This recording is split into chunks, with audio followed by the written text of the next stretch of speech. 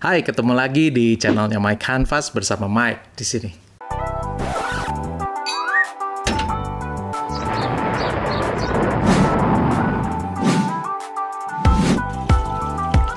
Video sebelumnya, saya bahas tentang 5 aplikasi gratis yang terbaik menurut saya. Menurut saya loh. Bagi kamu-kamu yang belum lihat videonya, boleh cek videonya di sini. Sini ya? Oke. Diklik aja dulu kalau teman-teman mau lihat. Yang ini di pause dulu, buka di tab baru. Saya tungguin. Oke? Dah? Oke. Kalau yang udah nonton, mungkin lebih paham apa yang saya maksud di video ini, tapi kalau yang belum nonton juga nggak apa-apa. Buat yang belum lihat video yang kemarin, nggak apa-apa. Bisa ngikutin juga karena teman-teman pasti ngerti apa yang saya bahas di video kali ini.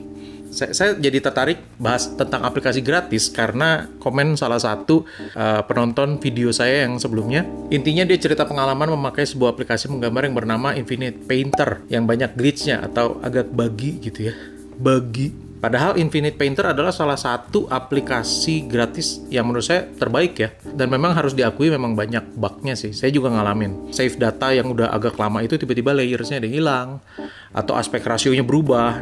Tadinya aspek rasio saya ya square gitu ya, jadi persegi panjang. Jadi gambarnya juga ikut ke stretch gitu dan macam-macam ya. Akhirnya jadi guyonan antara saya dan salah satu penonton itu di kolom komen. Saya bercanda, saya bilang gini, ya mungkin karena versi gratisnya itu terlalu bagus, jadinya orang malas untuk upgrade ke pro versionnya. Tapi dari situ saya jadi berpikir, kasihan banget ya kalau developer bikin free versionnya terlalu bagus, akhirnya orang jadi enggan untuk upgrade ke pro versionnya. By the way, yuk kita bahas. Jadi ada beberapa cara pengembang aplikasi mendapatkan uang dari aplikasi yang mereka buat. Yang pertama sebetulnya paling mudah itu adalah paid apps, yaitu aplikasi berbayar. Mereka mendapatkan keuntungan dari setiap aplikasi yang dibeli sama user, ya, sama kita user. Contohnya kayak aplikasi kayak Procreate, itu kita harus bayar gitu ya. Kalau kita memang mau kualitas ya ada harganya sih memang pasti. Biasanya beberapa aplikasi berbayar ini memberikan trial selama 7 hari, 14 hari, 30 hari gitu ya. Bahkan ada yang sampai ngasih 6 bulan free trial. True story. Itu cara yang pertama. Cara yang kedua itu adalah in-app purchase atau in-app payment. Aplikasinya gratis, tapi ketika kita udah pakai gitu ya, di dalamnya tuh ada konten-konten yang kayaknya kita tergoda untuk beli gitu ya. Biasanya sih yang pakai tipe seperti ini tuh kayak aplikasi game gitu ya. Kita di sana beli skin, beli gold, beli koin gitu ya, atau macam-macam lah, beli senjata gitu ya. Itu kita beli memang itemnya gitu ya.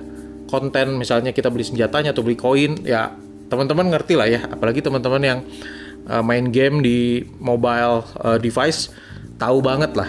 Belum lagi yang gacha-gacaan gitu kan. Beli karakter yang untung-untungan dapatnya. Yang ketiga itu adalah freemium upsell. Freemium bukan premium ya, freemium. Nah, istilah ini tuh dipakai untuk model yang begini nih. Aplikasinya itu kita gratis untuk download, kita pakai itu gratis. Tapi untuk mengakses premium features-nya dalam aplikasi ini kita harus upgrade ke versi Pro dengan bayar. Tapi itu adalah optional. Kita pilihan ya, kita bisa pakai versi free-nya terus-menerus juga nggak apa-apa. Tapi lama-kelamaan kita bakal tergoda nih, oh ini fitur Pro-nya kayaknya saya perlu. Akhirnya kita jadi beli. Nah, tipe seperti ini itu digunakan di aplikasi macam Konsep dan juga Infinite Painter yang tadi kita bahas. Kita bisa pakai free version-nya dan ngerasa, oh ini udah cukup bagus nih. Tapi kalau kita mau beli lanjutannya, ya tentu kita harus bayar gitu ya. Kalau kita udah beli pro versionnya, itu maka semua feature itu di-unlock. Kita bisa menggunakan istilahnya full version. Tapi selama kita nggak beli, atau kita nggak unlock premium features-nya atau pro features-nya, maka yang kita pakai adalah basic feature atau free version-nya. Yang keempat itu adalah video ads.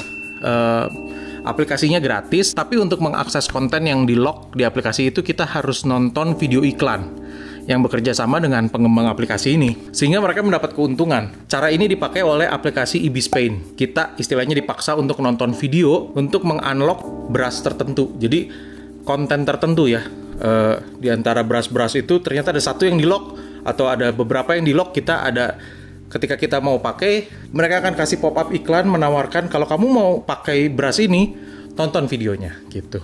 Bisa video, bisa banner, bisa pop-up advertising gitu ya, macam-macam, yang pasti iklannya banyak. Nah, yang kelima adalah subscription atau berlangganan.